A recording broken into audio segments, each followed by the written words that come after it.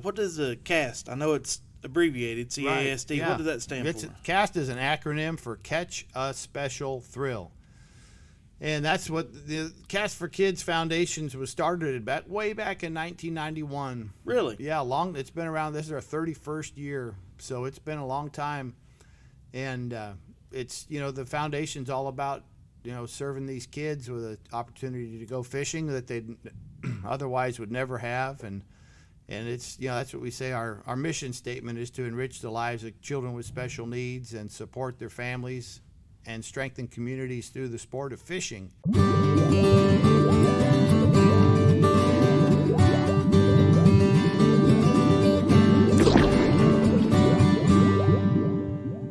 Hey guys, thanks for joining in on episode 6 of the Hunter Fishes podcast presented by Stick 5. So glad to have y'all here and very excited to have the one and only Jay Yelas here with us. How are you doing, Jay? Glad to be here, Hunter. I'm doing great. Yeah, thanks for inviting me to be your guest. I just told Jay it's like bass fishing royalty. Jay, you're a Hall of Fame, Bass Fishing Hall of Fame member. You're a classic champion, a 2-time FLW Angler of the Year, a Bassmaster Angler of the Year. Man, you've accomplished a lot in your life. I've had a blessed career. I've been 35 years, I think, I fished professionally, which is what I always wanted to do when I was growing up, and I was able to live the dream, so to speak, for 35 years. So I'm really grateful, and God's really blessed the work out there that I was doing on the tournament trails, and it's something I always grew up loving was fishing, and I always enjoyed competing. And the best thing about it's been all the people I've met over the years traveling the country. We've had fish tournaments just about every state that there is, and got friends all over the country, and just a lot of great people out there in America. So I'm really thankful for the friendships I've made and been able to fish all these years. It's been wonderful. Now, you're a West Coast guy. How hard is that from the West Coast to get into the national fishing scene? They went west some, but a lot of it is, say, Arkansas or Texas East is where most of the professional fishing goes down. Oh, almost all of it does. And so, yeah, growing up, I went to graduated from Oregon State way back in 1987, and I started my career on the West Coast at fishing the U.S. Open and all the circuits out there at the time. I don't think many of them are around anymore. U.S. Bass. I'm going to date myself here. The Red Man tournaments and West Coast Bass and Sun Country Bass and One Bass. Western Outdoor News is One Bass. That's still going today. But I'm actually familiar with that one. I'm not familiar with a lot of stuff out west. Right. So so I did that for a couple years, and then to really make your living as a touring pro, you need to fish bass. At least that's how it was back in the day, back in the late 80s. That was the only tour out there nationally. So I moved to Texas in 91, and I lived in Texas 17 years to get my career going and to be able to have access to all the lakes, and be able to practice and whatnot. And my wife and I moved to Texas there in 91, and we lived on the shores of Sam Rayburn for 7 years, and then we moved up to Tyler when my kids got started school. And so, for the first 17 years of my career, I lived pretty handy, in East Texas, close to the tournament trail. And then we moved back home back in 07. So it's been, 15 years or so. So the first 20 years or so, the first 2 years of my career, I lived out west. And then the next 17 years, I lived in Texas. And then the last 15 years, I fished professionally from Oregon. So, and it's challenging from out there because I never would drive it. I mean, I've done the drive a couple times, but I would actually leave my boat and truck and all my gear in Texas at some family in Tyler, Texas every year, and I would just fly back and forth. So during the tournament season, these last 15 years, with all the folks that I've met over the years, I would just leave my boat wherever the next tournament was going to be with a friend and just fly home. Then I'd fly back and everything would be right there. I'd fish the tournament and then drive to the next one and leave my boat with another friend somewhere, and did that for 15 years, and it worked pretty good.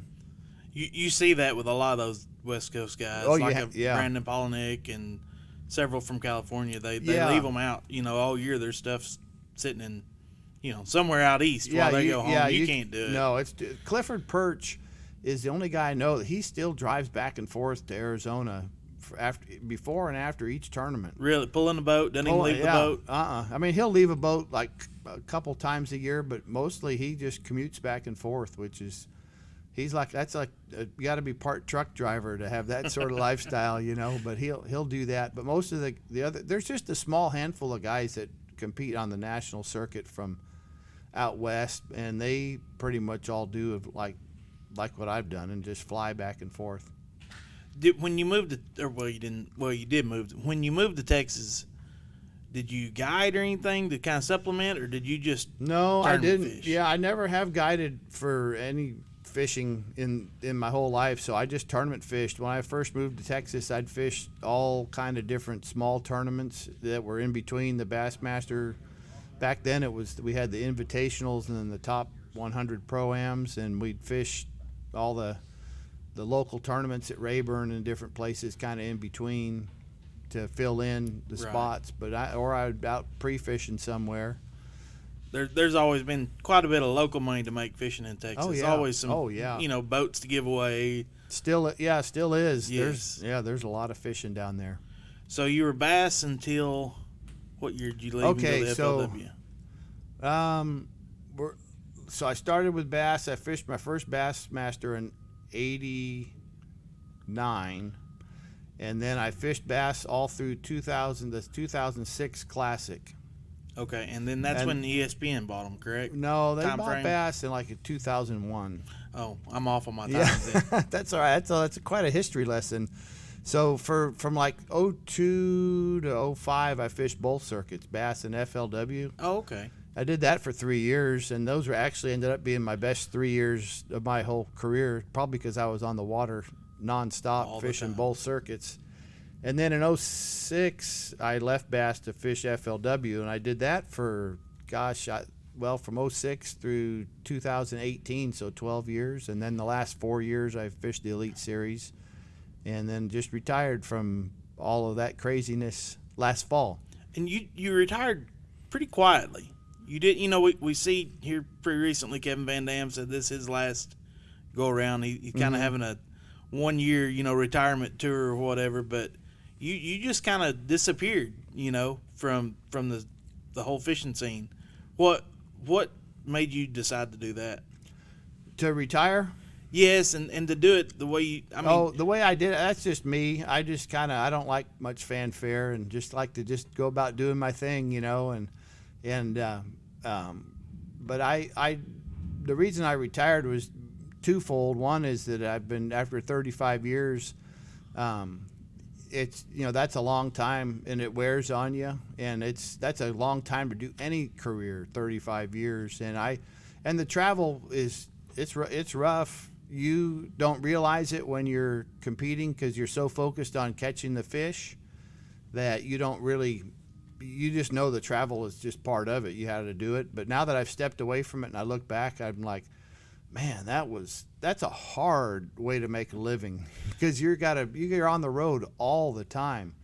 And I may, it's good when you have good buddies and that you room with and stuff on the circuit, and you make the most of it, but it's still a hard way to make a living. And so, but the other factor was the C.A.S.T for Kids Foundation that I've been running since 2015.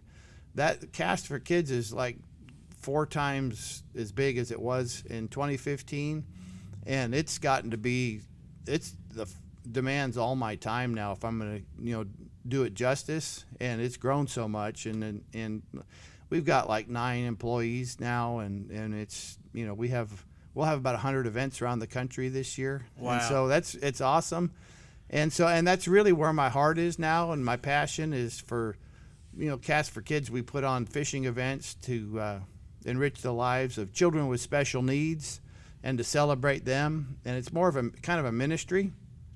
And so I really am passionate about that, and I wanted to devote all my energy to growing that and getting it as big as it can possibly be. So that's I kind of have just changed over time from as a youngster being totally focused on bass fishing and treating it like I was like an Olympic sport or something, and really training for it, putting all my effort into that. And I know that's what it takes to be highly successful in bass fishing because it's so competitive. Absolutely. And I know now, working basically, I'm have another full-time job and I'm trying to compete. And I know that you can't compete with the guys that are doing it full-time. Then that's all they do is fish. And so, and that's where I was for decades. I mean, I've been there. I know what it takes to do well. And I know that now my heart is more into serving these kids. And I can't really sew into my fishing career to do it justice and put the time in. So those two reasons combined are the reason I decided to retire at the end of last season on the Elite Series. And I'm glad I did. I haven't missed it so far. And even though we were watching those guys on Bass Live, catching them down there in Florida, as the new tournament season's gotten going, it looked like a whole lot of fun down there. They were having a good time. The big ones were biting. But I'm very content and very pleased with my decision, and I'm really looking forward to growing the charity and giving more special needs kids an opportunity to enjoy this great sport that we call fishing. What were your feelings when they kicked off day one of the Elites, and for the first time in 3 decades you were I was playing fantasy fishing. So I was pulling for all my picks in fantasy fishing, but I was actually glad. I was glad to that I wasn't there, and I was glad to be pulling for my buddies that were out there competing. And I've been to Okeechobee so many times. I'll bet I fished 15 tournaments there over 35 years, and it's just it's a beautiful place and so much fun to be there. It's probably my favorite fishery in Florida.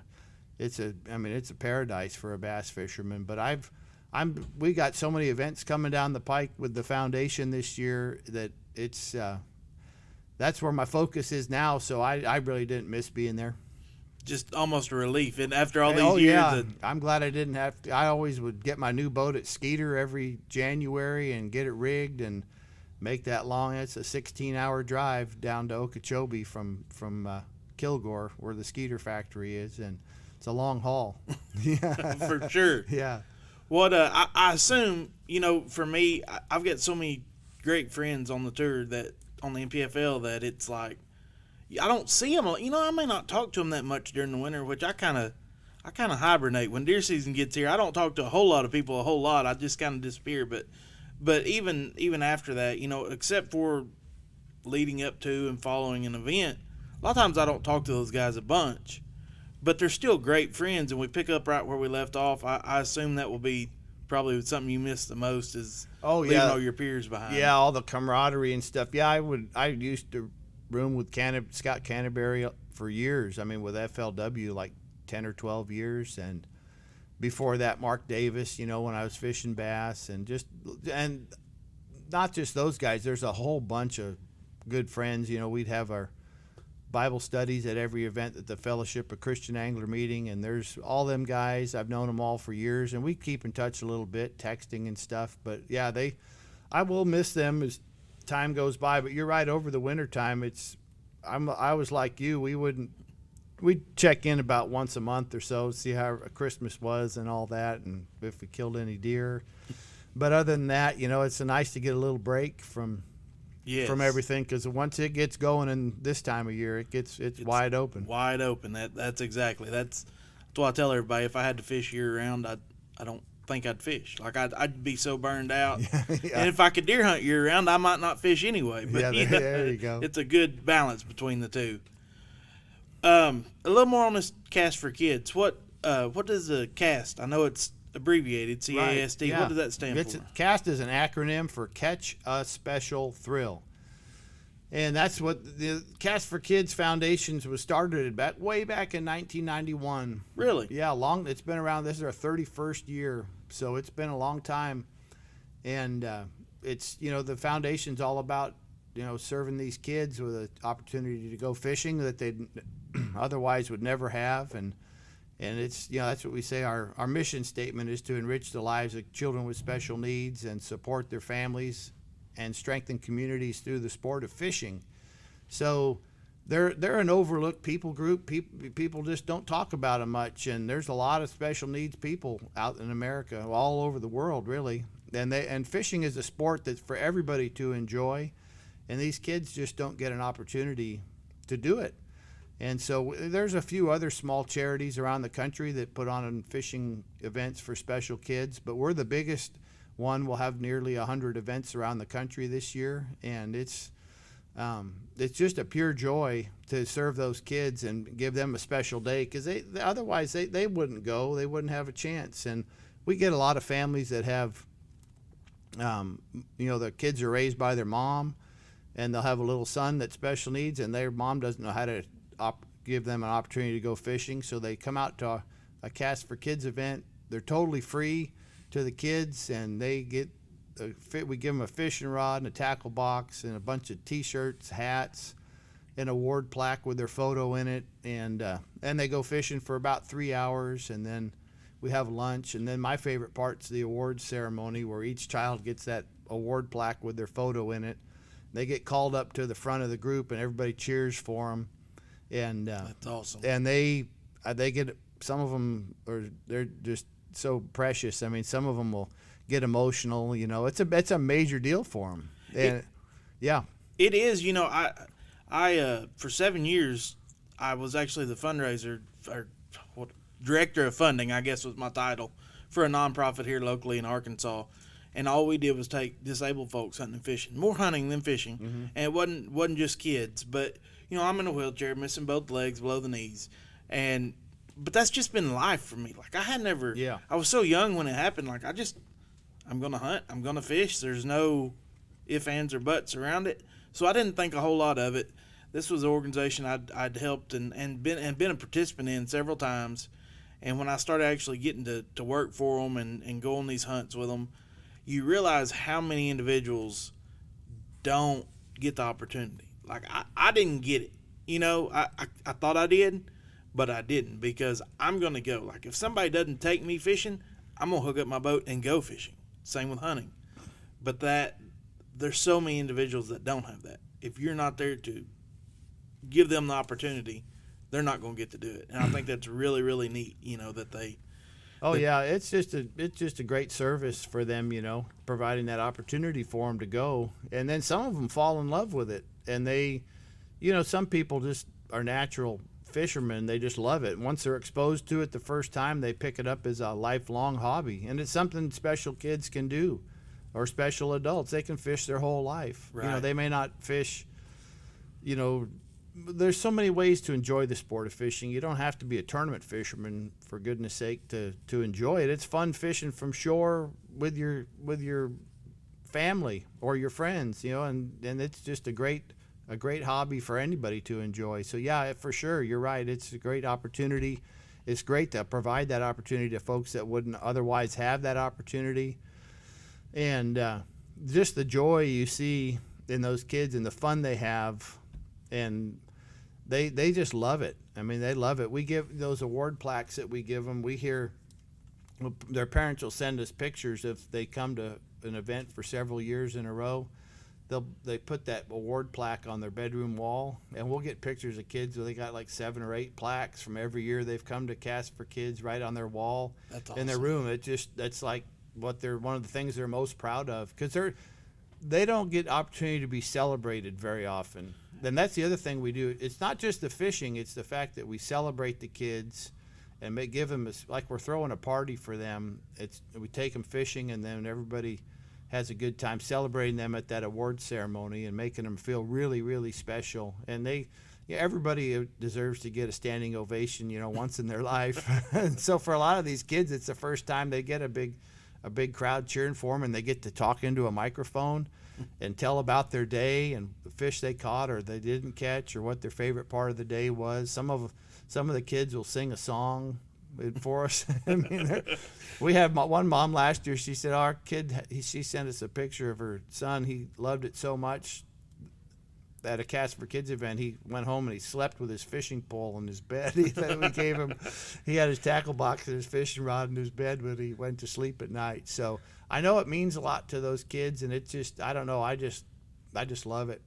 And it's a good way for the community to get involved with this group of kids as well, correct? Oh yeah, for sure. And they're really an underserved people group in most communities.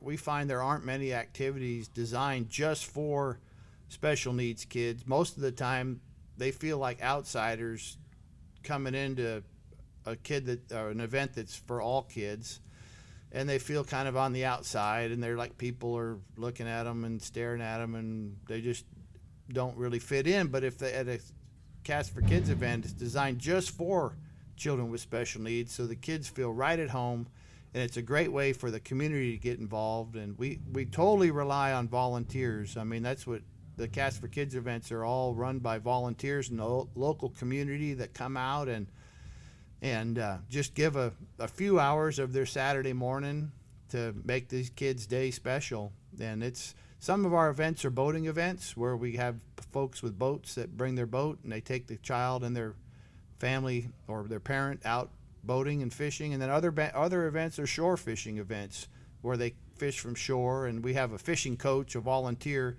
that helps the kids, shows them how to put a worm on the hook and cast, teaches them how to cast, and they help them take the fish off the hook, and they just work with the kids from shore. But you know how fishing is, it's fun. I like fishing from shore or from a boat. It's all good. As long as they tug back, that's all that right. matters, right? That's right.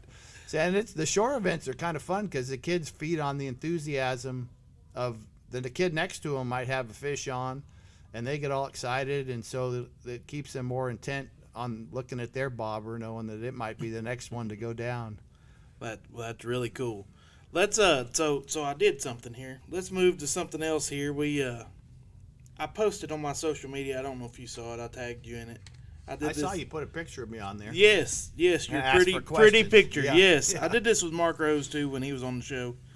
Oh, you had Rosie on? Good. I had Rose on. Yeah. He only lives about 45 minutes from me. We've actually within the last year kind of really made a friendship. We knew each other, but oh yeah, he's great guy. Yeah. So I'm going to run down some of these questions. If you don't want to answer them, you don't have to. But I think they're all pretty simple. I'm trying to find it here. All right, here we go. Let's just knock out. My buddy John Carroll says, Tupac or Biggie? What's that? Exactly. Those are rappers. I assume you're not. I'm not into rap. Yeah. He asked the same thing for Mark, and I think Mark had about the same answer. How many blue Yamaha hats do you have? Well, that's a good question. I've had dozens, but I think I'm down to just a small handful now. Less than 5. Yeah. Less than 5 now. How and what does it take to make it for so long and produce like you have? Oh gosh, I can't answer that in a one-liner. Well, you've got all the time in the world. Okay. That's so. There's a lot that goes into any successful career, no matter what you're doing, whether you're a businessman or a doctor or a professional athlete. So it's a blend of things. One is you need to have a love and a passion for what you're doing, because it takes a lot of hard work to put in over time. So, and you won't put the time in to get elite at something unless you really love it. And so that's important. It's something you can't do something just because your parents want you to do it, and because if you don't love it, you won't be great at it. There's no way. And then the other thing, God doles out natural ability for different things in life. It's the gifts that He gives everybody. So I truly believe fishermen have a gift. Some guy, there's a natural talent or ability for fishing that exists just like it does for any other, like being a musician or an artist or a businessman or whatever, a pitcher, in baseball or something. Not everybody can throw the ball 95, 100 miles an hour. It's a God-given gift that you have. So there's a gift for fishing too, and that's doled out in different, proportions to different people. So I've been blessed with a natural ability to find and catch fish, but I've also, like I mentioned earlier, worked really hard at perfecting my gift and honing it. And that's, when I was a youngster, I used to try to envision what an Olympian would put in time and practice wise to prepare for the Olympics, to try to be the world's best at a certain sport. And so I treated bass fishing like it was an Olympic sport, just trained and fished, and it's all I did, man. I was really, really, serious. For years I trained that way. And it's, but the thing of it is, made a 35-year career out of bass fishing. And so it's really, I was not able to keep that Olympic training mentality intensity level for 35 years. I mean, I did that for like 20 years. And then, I mean, if you do it like that, that's your whole life. And you got nothing else that you do other than what you're training for. And so then there's so many other things in life to enjoy. Once my kids got to be like, middle school and they started playing ball, I enjoyed like coaching softball. I was their coach for several years, and there's things in church, different ministries and stuff I'd get involved with, and then here in the last 8 years I've been involved with C.A.S.T for Kids and trying to give back and share with the less fortunate. So there's only so much time and energy to go around, isn't there? Yeah, there is. That's kind of the long answer to your friend's question. There's a natural ability that's inherent in people at different levels of talent, natural talent, but then you also have to work your tail off and really be focused and driven to be as good as you can be. That's something, and that carried me like through the first 20 years, and the last 15 years I was still able to, I didn't ever did as well the last 15 years as the first 20 years in the tournament circuit, but I did well still enough. Successful. Yeah, I mean, to successful. Keep a career going. Yeah. Yeah, and I was still successful, and and then the other thing about bass fishing is you need to be a good speaker, and for the marketing side for your sponsors. So I was still able to do that for a full 35 years. Promote and talk about products and try to sell fishing products to keep the sponsors, so that nobody can do the pro bass career without sponsors. You got to have those endorsements, otherwise you'll have years that are lean and tournament winnings, and you'll just go into debt. That's one thing I've always said, that the very, very, very minute amount of people that could probably do it just off tournament winnings, like a Kevin Van Dam, don't have to, because they're good enough that they have the backing. And I think a lot of people miss that. I think they think they can just go fishing and catch them. Oh heavens, but no! There's no way. No, there's no way. There's no way. You have good years. I've had some really good years, where you'd win $500,000 in a year, and then you'd have other years where you won $50,000 and you spent $70,000. I mean, you'd going into debt where you just if you didn't have a sponsor, So the sponsors are crucial to a longevity in bass fishing as a professional bass fisherman. You got to have the endorsements, and it's kind of a catch-22 that when you're starting out you don't have that though. So it's really expensive to start now. When I started, the entry fee was $600 for a Bassmaster tournament when I started. They've gone up a little since then. They've gone up just a little, but the winnings are bigger now, way bigger now than they were back then. Back then, if you won a tournament, you'd win like 40 or 50,000, and then if you finished 10th, you'd win like 3,000 back then. And if you finished 10th now, you win about 15. But really, to get it, the risk wasn't as great back then because you didn't have as much outlay to get a career started. Nowadays, it's a larger risk involved, I think, because everything's so much more expensive than it used to be. So that's I think it's maybe harder now to get started. The key is getting those sponsors. If you can get the sponsors, you can do it. And but it's hard to get the sponsors without the success in the tournaments. Just for somebody maybe watching that doesn't know the numbers as much, an elite entry is 5,000. Is that what they are? That's right. And there's how many? 9. 9 elites. So 45,000 plus your travel. Just your general, not coming from from West out there. Coast, but your general, somebody in the South, Central.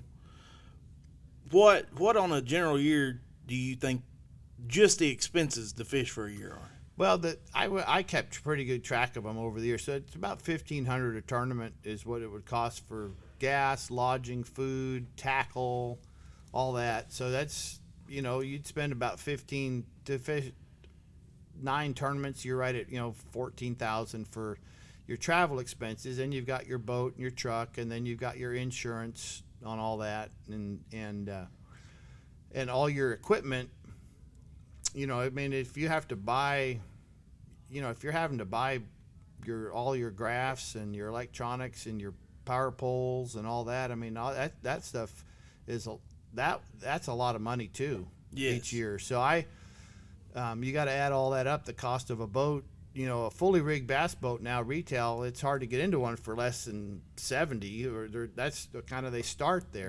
That's the bottom line. Yeah. For the normal 20-foot or above boat with a 250 on. Mm-hmm. Then you have to have a tow vehicle. So you're going to spend, fishing the Elite Series, entry fees are $45, travel expenses are $15, so that's $60, and then you've got your boat, truck, and all your tackle that you have, and then your insurance and different things. So you're up there. It's pushing $100,000. Or if a lot of the guys that have done it for a while, they get good deals on their boats anyway.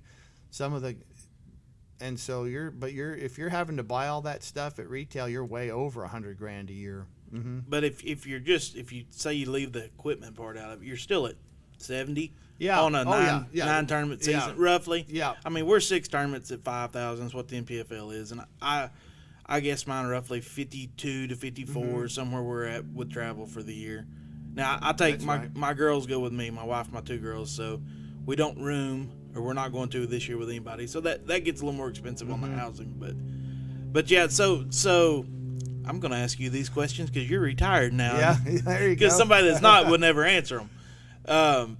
What does, not a guy just starting, but what's the goal for a sponsorship, for your total sponsorship? Is it to break even and make money catching fish? Is it to make money before you leave the house? Well, your goal is to get as much sponsorship as you can, really, as long as it doesn't take too much of your time. A lot of those sponsorships, they a certain day allotment goes with them. Like I remember, I think with several of my bigger sponsors, we'd have like 8 free days or so built in where you'd have to work shows for so those add up. If you have 5 of those at 8 days apiece, that's 40 days too. Right. So you have to factor that part of it in as well. But yeah, if you can make $100,000 from sponsors, you're doing really well. There's just a handful of guys that you can't look at the top cream of the crop, like the 1%. You can't look at those guys because that's maybe you'll get there one day, but you can't plan on that sort of sponsorship level. So you're if $100,000 is good, if you can get all that, and then it's kind of it goes up from there, and there's no telling what the sponsorship of the very top guys are. But that's what you need, because we just did the math. If your expenses are $70,000 a year, your average winnings, in 9 tournaments might be like the average. If you might have a good year, but you're probably average, $60,000 maybe, something like that. So if you're spending 70 and you're going to win, and you win 60,000, well, you're still in the hole, or you're about break even. Right. So that's where you're really, if you can. I always figured if all my expenses, if I could win enough money to cover all my expenses for the year, then your real income is from your sponsors. So that's kind of how it is. I mean, and over 35 years, I know, it's, of course, the average winnings now aren't really comparable to average winnings in 1994 because the purses are so different.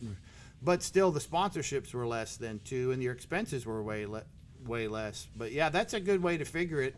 If you can win enough to cover all your expenses, and then your income comes from your endorsements, and then that's where and then you have a good year every now and then, and you'll win a tournament or win a bunch of money. Then you're pretty good for a while, or hopefully try to save some of that. And I think that's what a lot of people that don't do it don't see, because they see big money, big payouts. Oh, he won 100. I'm sure he's getting a free truck and boat. And I mean, it doesn't go like that. Not for many. No. You know. It takes a while. It takes more than just winning one tournament to get big sponsor endorsements. Yes. Yeah. And I had a couple people say something. So I struggled over the fall really, really bad. I lost my title sponsor, which for those that don't know, that's the big one. That's the one that makes or breaks your season. Lost my title sponsor for no ill reasons at all. They went a different direction. That stuff happens. And I knew it was a 1-year deal, and I thought it might be that case. And you know, I didn't know till mid-January that I was even fishing this year. I mean, I knew in, say, October that I probably didn't have that sponsor, but it took me till January to ever round up enough, you know, to even, because I can't do it out of my pocket. I have to know that, you know, that's like my girls come first, and Right. I can't put my family in jeopardy. But I had people, you know, somebody'd say, "What are you fishing next year?" And I'd say, "Well, I don't know that I'm fishing other than local team tournaments." I mean, it is what it is. I said when I started this that wasn't happening unless it financially worked, you know. And a couple of them were like, "Well, you won the Toyota Series." Well, I won $40,000. That sounds like a lot of money, but I was 20 in out of my pocket on expenses, right. you know. So all of a sudden, you cut that in half, and you know, $20,000 Yeah. for a year is not a lot of income, you know. So I think people really miss the boat on that, except for the guys doing it. They don't. You see so much on social media talking about, well, he does that because his free boat, you know, whatever. I think there's a lot of that, and people don't get it. There aren't many guys that get a free boat. And it gets smaller every year, I would think. It's the guys that have made the Classic every year for 10 years, stuff like that, they might get a free boat. Right. But they're still working. That's Oh, the yeah. other thing. It's not just a given. I mean, they're whatever it is. However they're doing it, they're still earning that through. You know, it's a job just Oh, like yeah. anybody else's job. You just sometimes your payment Yeah. it's a boat, not a a check. that's true. Yeah, so that still doesn't help your cash flow. Right. But it's not until you sell it at the end of the year. Right. But still, you got bills to pay throughout the year and all. But that's the key to anybody. Everybody has to figure that part of it out, because you can't make it fishing full time without endorsements. Or maybe there's a lot of guys though, Hunter, that have other careers, and they just tournament fish because they love it, and they've done really well in business, and they have their real job, and then they fish for fun. And those guys, there's a lot of not on the MLF or bass circuit. There's nobody really like that. We have a lot in NPFL because NPFL, it was kind of tagged as a working man's league. But yeah, that and the Toyota Series Yes. and the Bass Opens. I mean, half of all those guys, they have another job that they do, and they that helps them out financially. And that's all a want to and priorities. Like, do you want to work for sponsors and do this full time, or do you want to make the money you're making and do this fishing gig and that all comes down to personal preference too. Yeah, and there's a lot of ways to enjoy the sport of professional bass fishing. You don't have to. Not everybody's going to be a Van Dam, right? Right. So there's a lot of guys that have a job that's a fishing industry job, and they fish tournaments, and they use that as to promote the stuff work. they make. Right. Yeah. Right. And then there's other folks that that have jobs outside of the industry that fish just because they love it, and then that's great too. Those guys are not usually they're the ones that really help support the whole sport, or the guys that really love it, that fish as a hobby. I mean, we wouldn't be able to do what we do without folks like that getting involved with it. I've got a buddy that does well for himself, and he said, I would rather spend the time making money at work and fishing in between than try to actively hunt sponsors all the time. Yeah, so. And there's absolutely nothing wrong with that. No, not at all. Not at all. Not if at you all. can line that up, do it, Yeah, for sure. All right, we'll get back to our questions here. I got sidetracked. All right, well, that's good. Oh, no. That's good conversation. I bet a lot of the listeners are curious about that. This is stuff, that I always wanted to know. And it's so hard. Like, I've been in a tournament game for 20 years. I've done it at a national level for this my third year. And there's so many. And, there's a lot of guys touring from Arkansas and I know most of them, Mm-hmm. and I've tried, but most of them, it's the most secretive thing I've ever seen in my life. Where they don't. About endorsements? Yeah, and not even asking exactly how much, but like what does a title look like? Mm-hmm. And everybody has their own thing in their own way, and it all fits. And it's a hard thing to learn, so I like bringing it up when I Right. can. Oh yeah, for sure. Let's see here. What is the biggest surprise in the bass fishing world that you have seen? Oh, probably all the live scopes, electronics, forward-facing sonar. There's the big technology's always played a big role in bass fishing. I remember, the old paper graphs when they came out back in the late '80s, early '90s. The X6, the Lowrance X16. We used to put rolls of paper in there, and it would draw a chart and show fish on there for you. But yeah, then GPS came along, and that really changed things in a very beneficial, positive way. You wouldn't get lost in the fog anymore, and you could find your spot again. You could find your spot. And I remember idling back in the day before GPS, and just idling with a flasher, and learning where creek channels and where they went, and lining it up with that tree in that corner of that house and all that stuff. That's how me and all the guys that started back in the 80s learned how to fish offshore. But now with this forward-facing sonar, that's a whole nother realm. It is. And it's really a huge deal. I mean, it's a very productive tool in a lot of situations. Not everyone, but I mean, just look at Okeechobee. Tyler won that tournament, live scoping them in the river. Which no one shouldn't have been it should have been a punching or a chatterbait deal. Those fish have been probably there. The river's always held a lot of bass, the Kissimmee River, but before live scope, no one could ever, really figure out how to win out of there when the lake was full anyway. When the lake was real low, and there was sometimes that would fish really good, but there wouldn't be hardly any grass in the lake.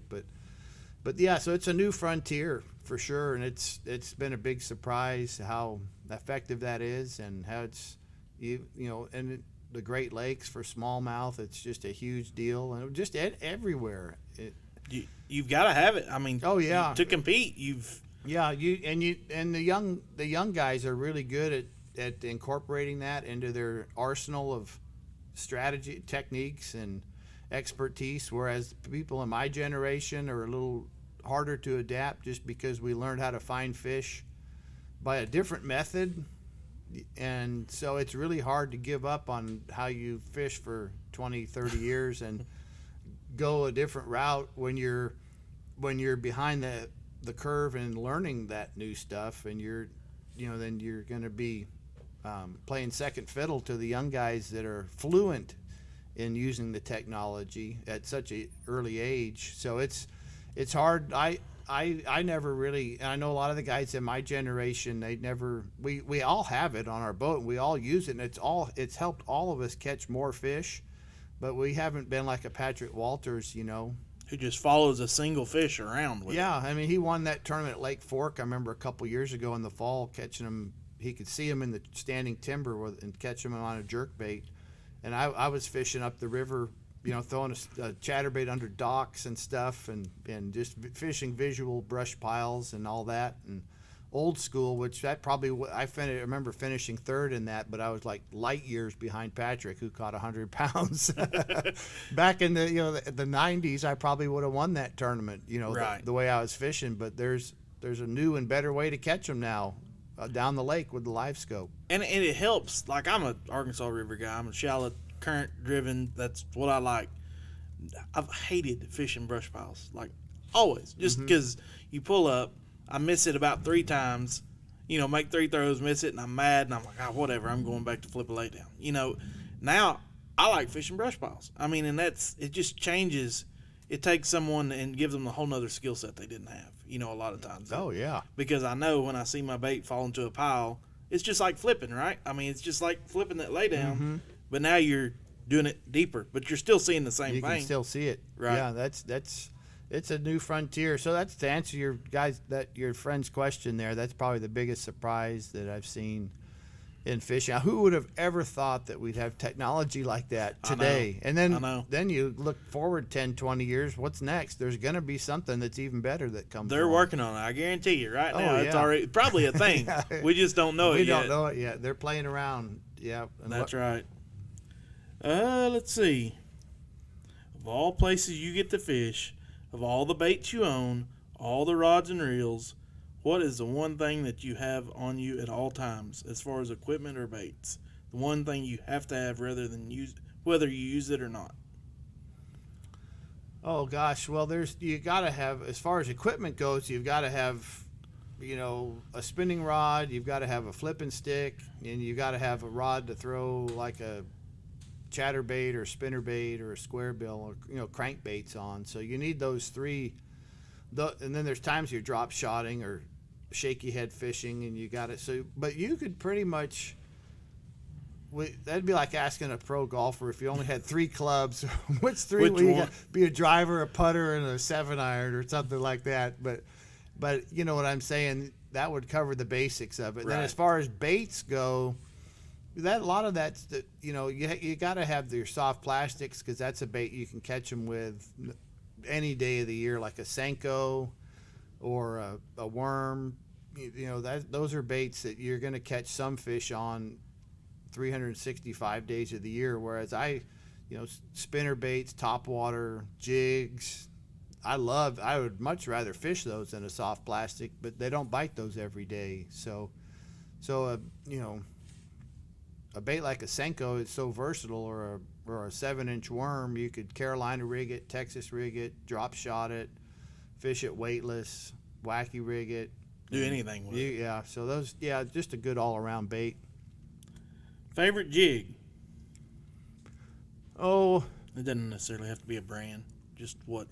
yeah, I always like the flipping jig, and I probably the one I caught the most on in my career would be maybe like a 1/2 ounce, and I like the brown, kind of a brownish skirt. It was with maybe a few strands of black, mostly brown, then a few strands of pumpkin in it, and that brown, basically like a lighter brown jig, not a dark living rubber.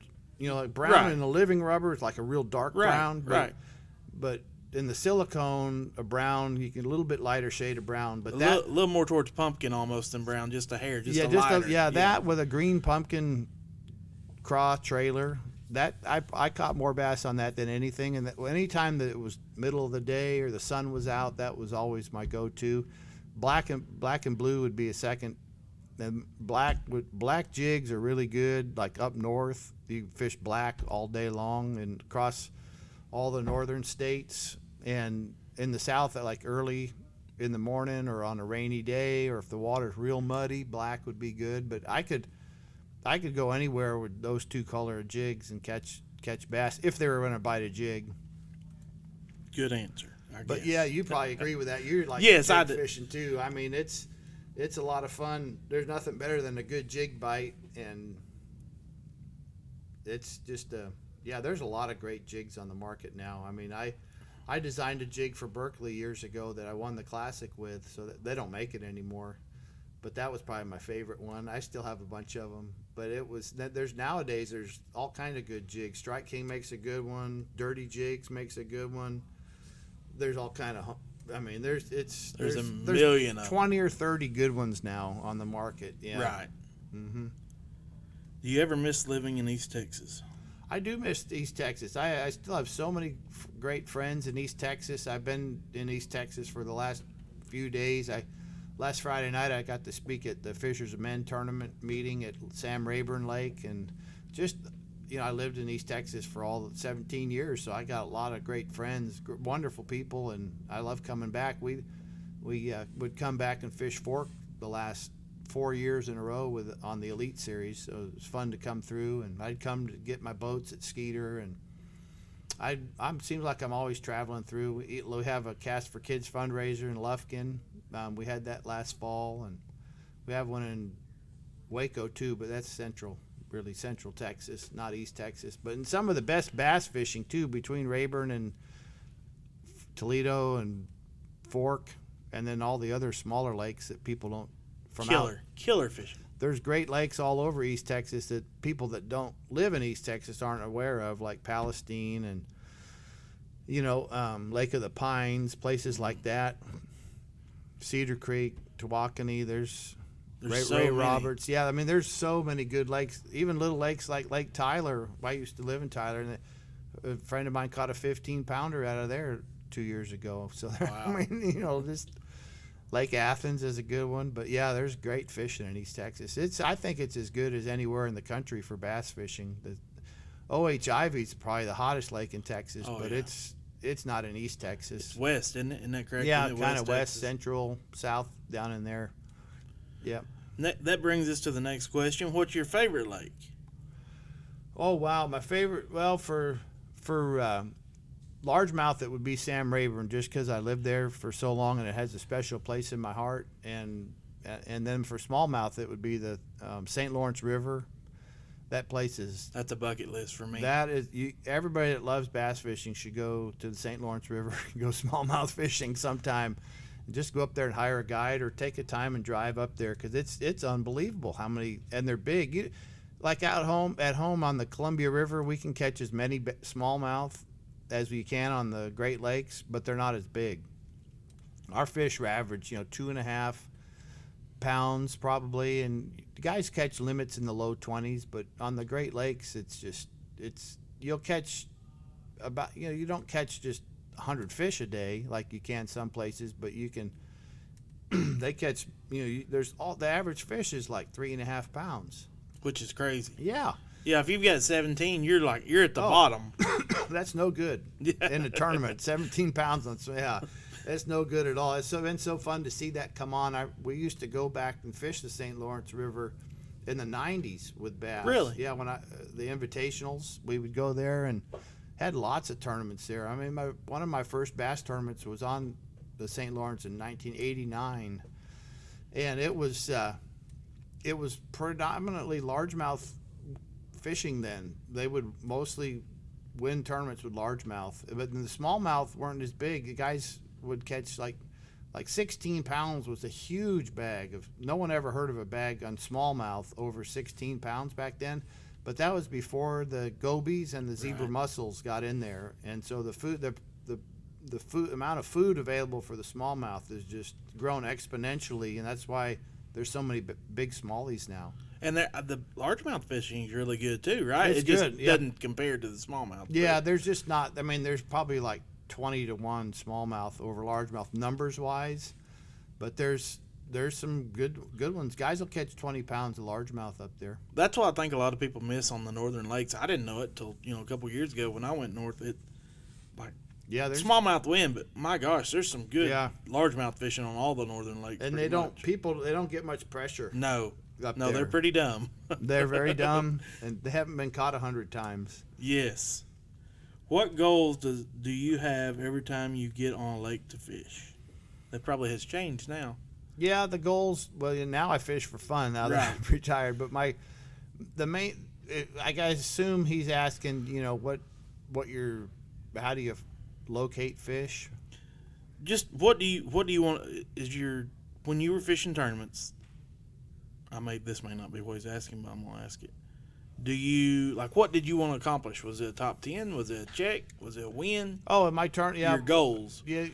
My goal would be to do the best that I possibly could do, and I learned a long time ago, if you go out and try to just fish for big ones to try to win, you can really bomb out a lot doing that. And so my goal was to be consistent, to catch a good bag every day, and then hopefully, in these multi-day tournaments, it'd be 3 or 4 days long. If you go back and look at almost every tournament, the winner will have 1 or 2 really big days and then 2 average days. And so every day you're not going to catch 29 pounds, Right. And like that kid that won the tournament just last weekend, so typical. I think he had like 20, 22, 29, 14, and 18. Right. So if he caught 14 pounds the first day, he'd have been in like last place. Yes. But over a 4-day tournament, you're not going to catch a bag in the mid-20s every day unless you're Lee Livesey at Lake Fork. that does happen, but most of the time it doesn't. So you're trying to get in an area that's got the potential for a really big bag, and then knowing that you got to be okay with catching 17, 18 pounds. If you can, it depends on the fishery you're at, but just assume you're at Okeechobee. But then with the potential to catch several big ones, and you're fishing a pattern that is conducive to catching 6-pounders or a 7-pounder to get you a few of those big bites each day, because that's really what it takes. So you've got to have a technique or a type of area that holds big fish or that could catch big fish. And if you're fishing that way, that's all you can do, and then you just go out and fish it for 4 days, and hopefully you get some of those big bites. But if you swing for the fence, you'll strike out a lot. Right. Yeah. You see that. I mean, I know guys. You see it more locally than you do at a high level. But guys that they're either going to win or be right there, or they're just going to chunk them and go to the house. I mean, Yeah. The guys that fish like that. You see them win more than the average guy, but you also see them go home. Yeah. And there's nothing wrong with that, because there's guys that, like Denny Brower, always fished like that. He didn't care if he made a check. He was there to win the tournament, and he just pretty much fished a jig the whole time. And if they bit it, then he might win. But if they didn't bite it, he was fine with that. He'd go on to the next one. Right. That he had a better career than I had. So my approach was different. Mine was just trying to be consistent and weigh a good solid limit every day, knowing that sooner or later your day's going to come. You're going to get some big ones, but you'll make the classic every year or whatever championship you're fishing. And really that's what my goal was to be consistent so I could make the year-end championship. Last question. How did it feel when the good Lord showed up instantly? Hold on. How it felt when the good Lord showed up instantly when he caught the big fish on day 2 of his 02 Classic. That's the most dramatic fish I've ever caught. So there's a fan that remembers that story. Are you familiar with that? I'll be completely honest. I'm not. So that's 20 years ago. So, right. I mean, how old were you 20 years ago? About 10 or so? 16. 16, so yeah. I was starting to get into the bass fishing, but not really. Yeah. Right. So this is, we'll rewind it all the way back 20 years to the 02 Classic. We're at Lay Lake, Alabama. And the first day of the tournament, I was leading the event. And so the second day, naturally, I've got a big flotilla of spectators, and I've got a live ESPN camera on the back deck of my skeeter boat, and we're up there. I'm fishing in the tail race right below Logan Martin Dam. And so I had, 40 or 50 spectator boats, and you're in a river.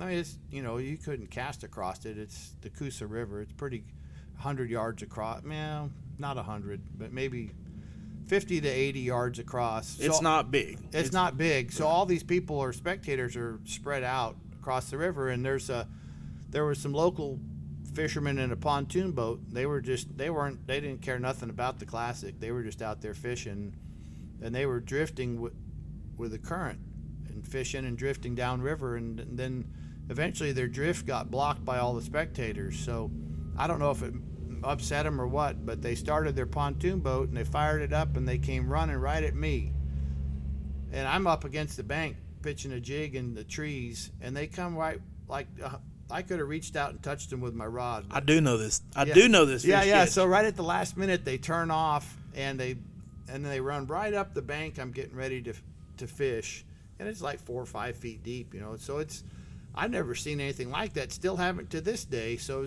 it was the most unsportsmanlike thing I'd ever seen, and it would be, be like a golfer lining up a putt in the Masters, and he's leading the tournament. Some guy in a golf cart come driving across the green right between the ball and the cup, put big divots in the turf. And I remember I kept my composure somehow, and I turned around, looked at the camera guy, and I said, it would take an act of God for me to catch one right now. And I just was shaking my head and watching this guy. He's running up the bank, and I pitched my jig out there. Very next cast after I said those words, and I got a bite. I reeled down, I set the hook, I got one. I thought it was a miracle to catch anything right then, but it wasn't just any old fish. It turned out to be the biggest fish of the whole classic, like a 7-pounder.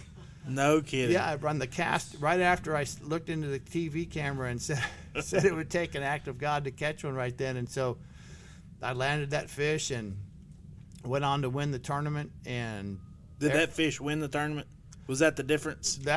No, it ended up not. I ended up winning by like 7 or 8 pounds. I can't remember exactly, but every tournament after that, when I'd pitch my jig out under my breath, I'd be saying to myself, it would take an act of God to catch one now.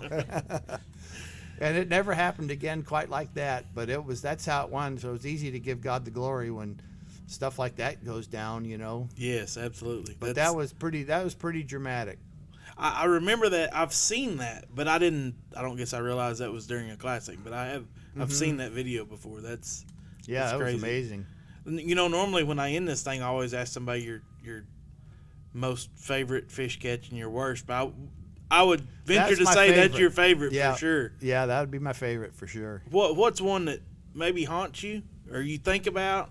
Is there one that... Well, I can think one right off the top of my head. We were at Lake Fork once in a big tournament, and I was fishing a Strike King shad. I don't even know if they make them anymore. I don't know if they do. You know what I'm talking about? Yeah. So, and I had replaced the treble hooks and put treble hooks on, and I can't remember if I think I replaced the split rings too. Anyway, I hooked the biggest fish that I've ever hooked in my life. I came up near the boat, I saw it, and it was a teenager, and it took off, and I lost it, and I reeled in, and the split ring had straightened out, and he pulled the split ring off the plug, and I was like, and my line didn't even break. I was only like 14-pound line. And I didn't even break my line. I had my plug came in and the hook's gone and the split ring's gone. And that's the only time in 35 years that I ever had a fish pull a split ring loose off the bait. So that was a heartbreaker. I'd love to have that one back. It was the biggest bass I've ever hooked. It would make you want it back. In a tournament too. Right. Yeah. Probably I would say if it's in the teens, it'd probably still be a record Bassmaster fish. I don't know what the elite or the bass record is, but I think a guy named Mark Tyler at the California Delta caught a 14-pounder, and years ago, and I remember Mark Menendez caught a 13-pounder in a Bassmaster at Richland Chambers in Texas. But I may be overlooking that. There may have been one bigger, but I can't remember one over 14 being caught in a Bassmaster tournament. So that may still be the record. Wow. Jay, what's the earliest memory you have of fishing? Not tournaments, just in general fishing. Well, I remember my grandparents, both my grandfathers, taking me fishing when I was just a little tyke. And I remember my maternal grandfather took me on a charter boat. We went out in the ocean off the west coast in Oregon fishing for salmon. And then my dad's dad, they had a lake house off of Lake Ontario up in New York. And I remember walking down on the dock with him, and he taught me how to throw a jitterbug out, and I was reeling that jitterbug in real slow, and like a 2-pound bass came up and grabbed it, and I was like 4 or 5 years old, and I fought that fish. I landed that bass, and so the first bass I ever caught was on a topwater bait with my grandfather, and the time we went salmon fishing, we didn't catch any fish, but I remember that bass, and that kind of lit the fire in me. Because that's so, I still to this day, topwater is probably my favorite way to catch bass. I mean, they're one of the few fish that'll bite a topwater bait, and that kind of got me going, and opened up a whole new world of bass fishing to me, which your whole life you never stop learning. You know, there's always something new to learn or a new place to go fish that you've never fished, and no 2 days are ever the same, and so that. As a youngster, I remember that inspiring me to get involved with it and get more into bass fishing, and that became my favorite type of fish to chase, and it was so it began a lifelong love affair with fishing. I still love it to this day. You know, no matter when I have a free day, I'm gonna go catch some fish somewhere, some type of fish, and I enjoy fishing for different species even now. I like catching steelhead and salmon, and I like going out in the ocean, but the smallmouth, largemouth, still the best.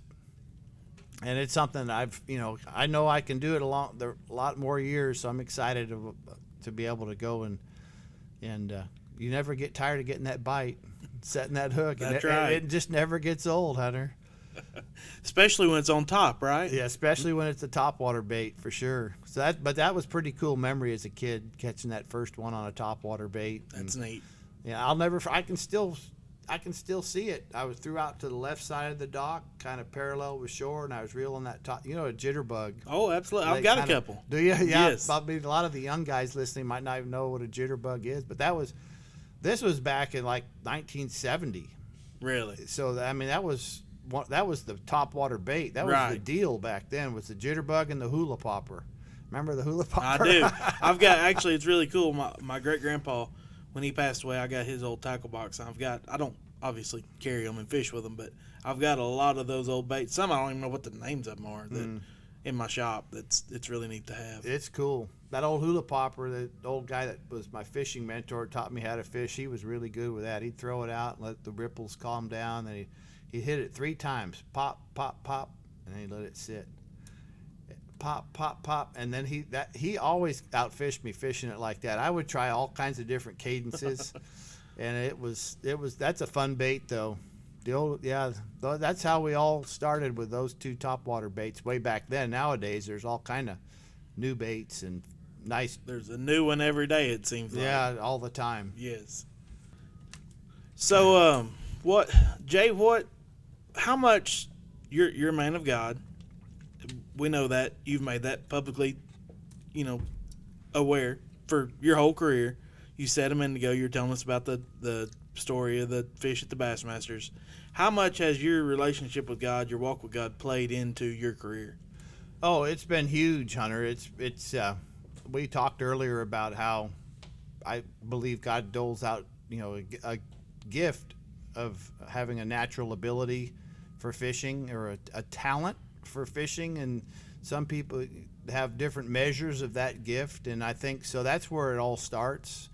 But my career never really took off till I fully surrendered my career to the Lord. I made Jesus Christ the Lord of my life and got saved. I got saved in 1993 and kind of turned my whole career over to Him at that time, and started trying to use fishing for God's glory. And every time I do well, He'd get the glory, and every time I did bad, He'd still get the glory. It didn't matter. It just but by surrendering my career to Him, I think that allowed for His will for me to take place in my career. And it just happened that He had a lot of favor I had on my fishing, and I was blessed in a lot of ways. I mean, I didn't win a lot of tournaments, but I won some big ones and won some Angler of the Years, and I think I won like 5 tournaments on my career with bass. But still, it's not all about that. It's not about the wins. It's really about the life and just sowing into other people's lives. And so God, when He changes you, from the inside, and He makes you have a different perspective on life, because all of a sudden things just aren't all about you. It's about using your gifts to be a blessing to other people. And so that's where I really I tried to tune into how God wanted to use me to serve other people in my career. So I've had, after I won that classic, I had over 100 opportunities to speak at wild game dinners in different churches. And then I've had I wrote a book, an autobiography. I did not know that. Oh, yeah. I should get you a copy. It was published 20 years ago in 2003, but the book was very evangelical. It basically wasn't about how to catch fish. It was just an autobiography. It was my life story and when I got saved and how God wanted to, how He worked through my fishing career through 2003. So, and that book was incredible. I could go on and tell you stories about all the testimonies from people that read it, that shared that it was a blessing to them, that I know God used that. And when we could go down that rabbit trail right now if you wanted to, but I don't know how much time we have. But suffice to say, he made a way for me to. He gave me a platform to share the love of Christ with bass fishermen across the globe, but especially in America. And what a platform, because it's so yeah. much bigger. If you'd have worked an office job, you'd have never had. I mean, who's to say you wouldn't have? But your chances of having the reach that you had on stage is huge. And that's you talk about wild game suppers. I spoke at one Friday night, and I was telling them, I'm like, man, there was a time in my life and my fishing career that kind of came together. I've been a Christian since I was little, but that I had basically realized that if it says in the Bible, if you put God first in everything you do, then your cup is overflowing. Mm-hmm. And I realized that, and when I put God first, that's when my fishing really took off. And it's so true, and that's what I tell people with this win last fall. Like it wasn't, it was a Toyota series. It wasn't an elite series, or a classic, but it was still a pretty big deal. And how cool is it to say the only reason the dude with no feet won a tournament, and four fingers or whatever, is because of God. And I got to, be on the stage holding the trophy, or MLF live, to however many people across the world watching it, and telling my story that God is good. I've seen it happen too many times for it to be coincidence. Right. For guys, once they surrender their fishing career to the Lord, that He'll use it for His glory. And He's done that with both of us, and Mark Rose and Mark Davis and a bunch of other fishermen. And it's just so cool to be a part of that. And I think it speaks to the life that he, the Bible talks about how those that believe that Jesus Christ, they believe in Him, that they'll have eternal life. But in eternal life it's heaven for sure. But when does eternal life begin? And it begins the day you get saved and surrender your life to the Lord. And that is life. That's the best that life can get, is when God uses you to be a blessing to other people. And so once you surrender your career to Him in fishing, then He'll use it to be a blessing to other people. And that may include, winning a big tournament. It may not include that, but He will use you to share the good news of His love for people with other people, and to be a blessing to them.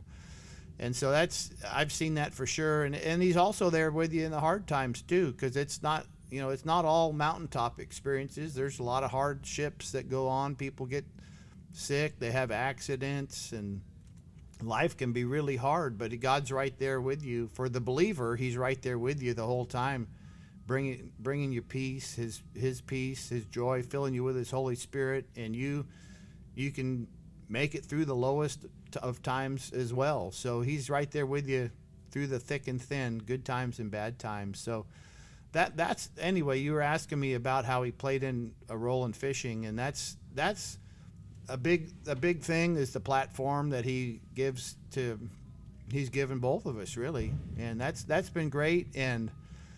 And then there's, for me, it continued on through with C.A.S.T for Kids too, because that is a way to use fishing to be a blessing to the less fortunate, special needs kids. And that's been huge. I really feel like that's why it was easy for me to retire from tournaments, because it's like the next chapter that God has for me is to running C.A.S.T for Kids and having that grow. And I know God loves that. It's just such a blessing when you can serve the less fortunate and provide them with a wonderful opportunity.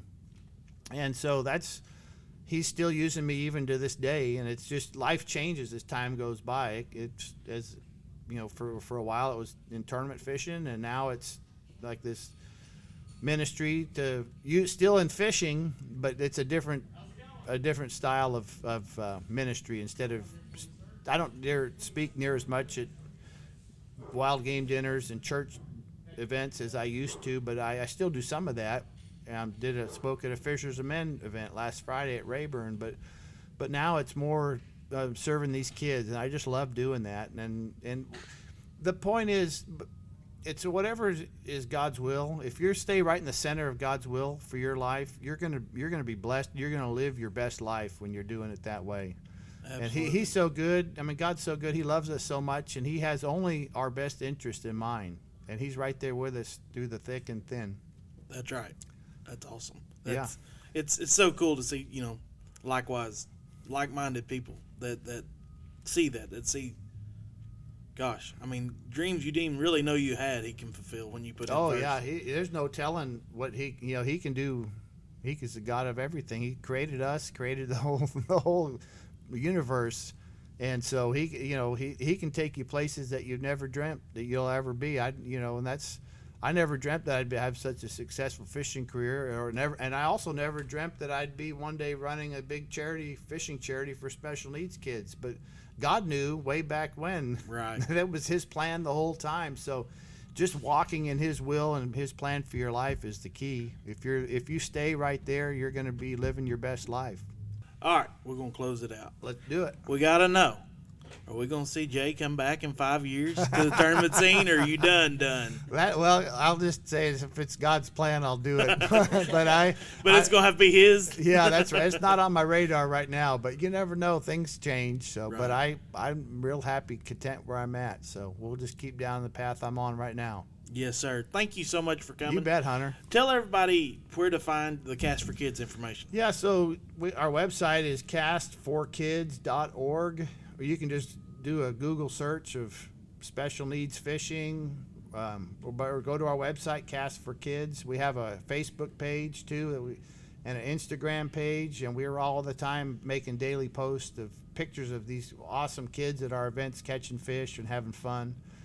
And we have events all over the country. We'll have close to 100 events this year from coast to coast. We have more events in Texas than any other state, but I think we're going to have a half a dozen or so in Arkansas, and we have several in California and Florida and New York, just everywhere. So we have on our website, we have a national map that has a little dot or an icon where all of our events are, and you can also search by state where our events are at. So if you're watching and you know a special needs child that would like to come out for a super fun, free day of fishing, you can register online for any event that you'd like to that's near you.